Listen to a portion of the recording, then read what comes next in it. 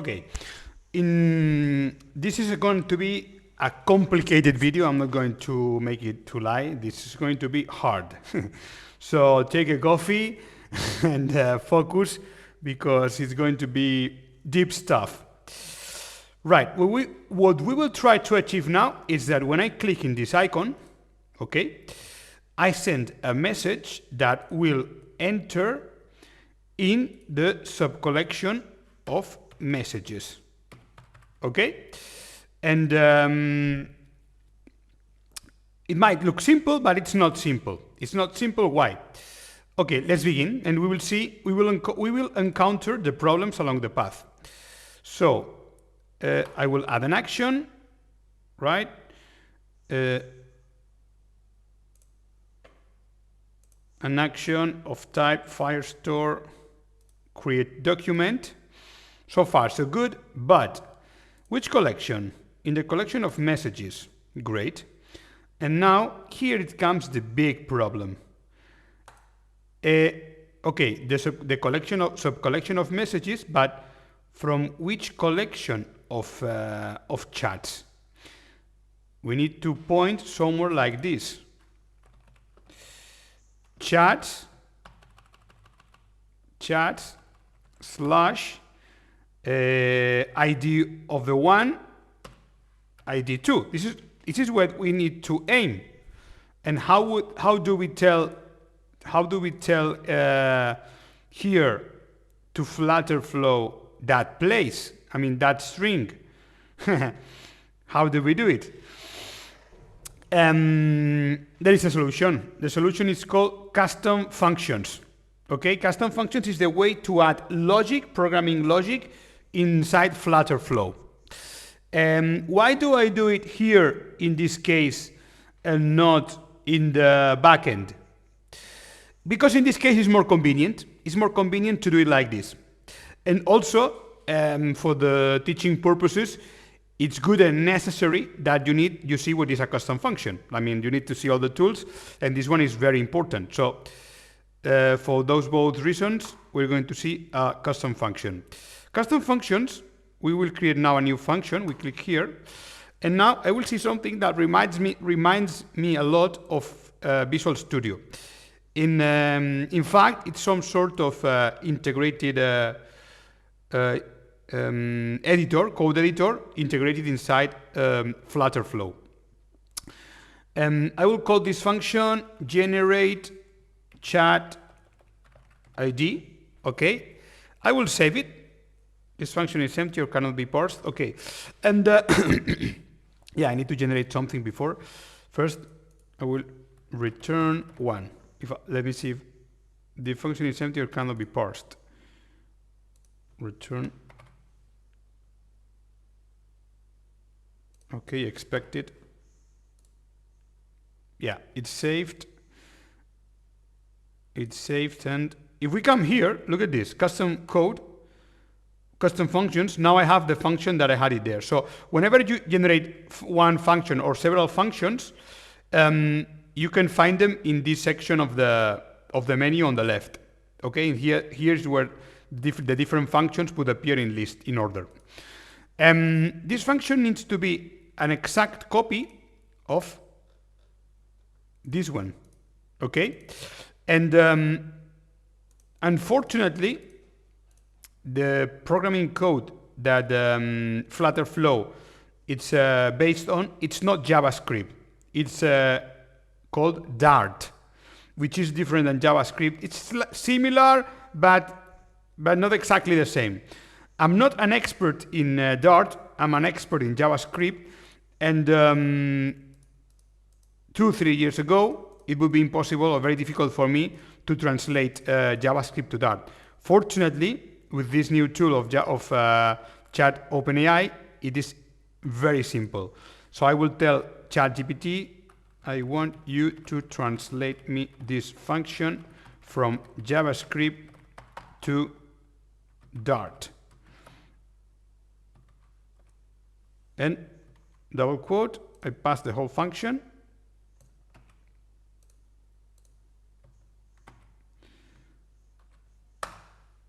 Okay. and now I get the result in Dart. It's very similar, you see, it's very similar. I get two parameters, connection to string. You can call this function in Dart like this. Yeah, it's great. And so the body of the function is defined. This is all I need with whatever is inside the body is what is inside these curly brackets. Okay, so I copy this, Control C, I take it to Flutterflow, and I paste it here. Look at this. Modify code only below this line. Modified code only above this line. Okay. This function generate chat ID. I don't need to change anything because it's defined. The name, you see, I don't need to change it. Only the body. Okay. I have errors. Look at this. There are errors. You see the red line. I'm getting some errors. If you hover, you should get a message. Undefined name ID, try correcting the name of that is defined or defining the name. The reason is that I don't have the parameters here. Okay, how can I define them? Here on the right, parameters and arguments are synonyms. I will tell it that I'm going to pass two parameters, ID1 of type string, and look at this, it's asking me, is it a list? No, in this case. Can it be nullable? No. Nullable means that it's not receiving anything. No, you always need to receive something. And ID2, and I don't know if you noticed, but here, I didn't do this. It was done automatically by Flutterflow. It's some sort of communication that you do it here through this visual UI. String is nullable? No. So now, look at this. The two errors have disappeared because now the parameters or the arguments are defined, and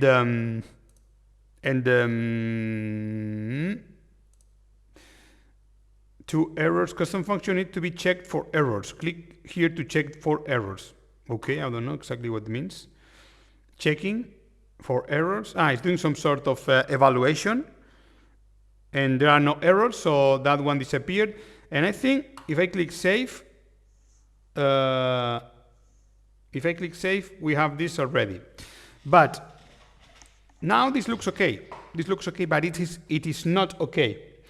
It's not okay. Why it's not okay? Because I don't know if you remember that a string and document reference were treated differently. So I have a string like here. What is a document reference? A document reference, it's this, okay? This is a string, but Firebase treats the strings and the document reference slightly different. When it is a document reference, it will check if there are the slashes, if it's the right structure that defines a place in the database. So this is not enough. It is not enough. I need to return a document reference. And fortunately, I will ask ChatGPT. I know the answer. How to return a document reference given a string, a Firestore. Given a string in Dart.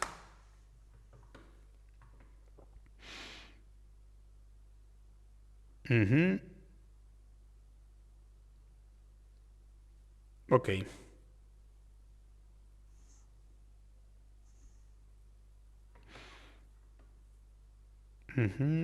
Right. I need a package called Firestore. Let's see if the you see this package. Let's see if we have it installed already. Yeah, look at this Firestore package cloud Firestore. So I don't need to import it, and that means I can use the properties defined there. And it's telling me to Firebase Firestore instance. And then once I have an instance, Firestore doc and the document path, that will be that string. Okay. So let's do this. Let's copy this here. And this array instead of returning it, I'll cut it, const, no, that's how they define in final string equal to the concatenation of the arrays, and this can be simplified. Document path comes here. Okay, now what we're doing is creating the string and converting that string into a document reference. Okay, I will save it. Well, I will check the errors. If there are some errors, has errors. Oh, damn it! Errors detected in chat ID. Which errors? Which errors? I see this in red. Perhaps it's this thing, or wait. I know which is the error. Look at this. Return value of type string, but now we're not returning a string. We are returning a document reference that cannot be nullable. Okay. I will save this. I will check for the errors again. And now it has no errors. It's not the same a document reference than a string. They look similar, but they're not the same. Okay? Now I have more errors. Custom function invalid. Okay, this was fixed already. Why am I still getting this error? Document type. Okay. I have to specify which document type it's pointing. This is pointing to chats. It's pointing to chats. Is pointing. No, chats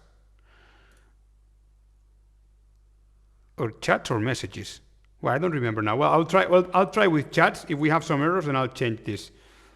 I think it's pointing to chats. Okay, that error has disappeared, and yes, this function now we can use it in place. We were working in this is saved, everything, it will not be lost. I go back to the page where I was working in here, okay. So now the chat reference will be the result of the custom function that we just created, and it's asking me for the two IDs. First ID will be my ID, the ID of the authenticated user, and the second ID will be the ID of the... Hey, I'm not receiving the ID. I need to receive the ID by parameter. I'm receiving the name but not the ID. You see? So I need to create a new parameter that will be ID2, default parameter name nothing. Okay, and yeah, the parameter was correctly available. Options. No further changes. Confirm. And I need to pass, when we click on the chat room, here in this icon, in the chat user item, a second parameter. Okay. Here, another parameter of ID2 that will be the ID of this person that can be found here in the user's document. Yeah, exactly. This is the ID of the other person. Right. Let's test this. Let's renew. And well, one moment. There was something missing. Yeah, I told you this video was going to be complicated. You will need to watch it 2 or 3 times. I'm sorry, but this is like the most important part of the application. It's this one. Like, this is the focal point. So we go now to, where was I? In the chat conversation. Yeah, in this icon.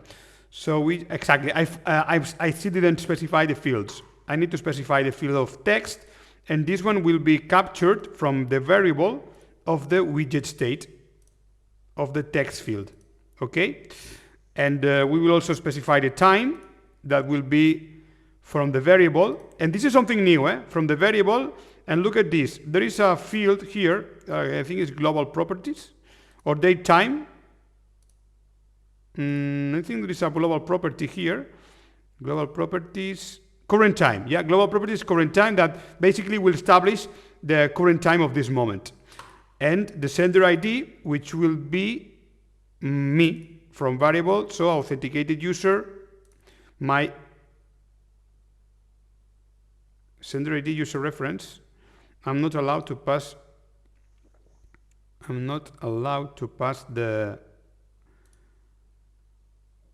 my ID. You see, I'm not allowed to select the user ID. Why is this happening? That's weird. Let's see if in the manage content, in the collection, the messages, sender ID, an integer. This was a mistake, sorry. Let's delete this part. Sender ID, I was going too fast. Sender ID, it's going to be of type string. Yeah, now yes. Now I go back to the page, and the sender ID will be authenticated user. Now yes, you see, now yes. You see. It's very intelligent, because it's this that just happened now. If didn't exist, I would have made an error that probably would have made me lose 1, 2, 3 hours to find out. Believe me, this thing just saved me 2 or 3 hours of my life trying to find what was the mistake. It's really good. This is honestly one of the things I like most of Flutter Flow. Custom functions need to be checked for errors. Click check, but I did it already. Checking. Yeah. Okay, no errors now. Let's launch this and let's test it. I will launch it. There is another one. Let's launch it. I'll close them all.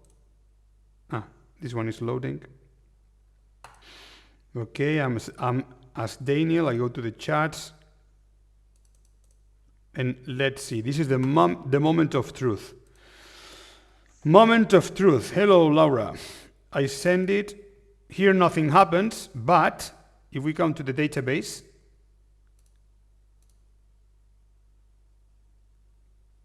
it didn't work. It didn't work. And let's see if we see some errors. More tools in the console. Yeah, there are some errors here. In assertion failed. Document path must point to a valid document. Okay, by the way, this is how you find errors, like click 3 dots, more tools, and console, and you will see whatever is red is telling you the error. Document path must point to a valid document. That's why, because, and now if we click in network, here we can see in which to which document this was pointing. I'll send another message. Here in this button, I can clean all of that, and I click now. Hello, Laura. I click send. Okay, this was the operation of sending data. Preview response, headers.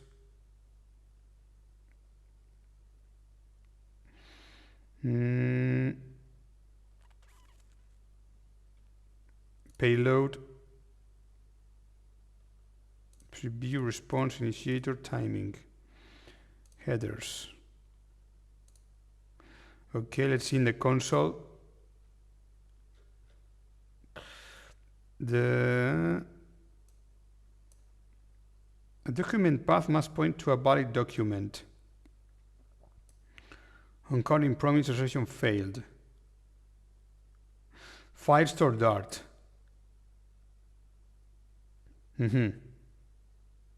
Okay, there is an error, but Now, this is good because we will see how to fix errors, okay? So we stay with this error and we will see when you find this on your real work, how to fix these situations.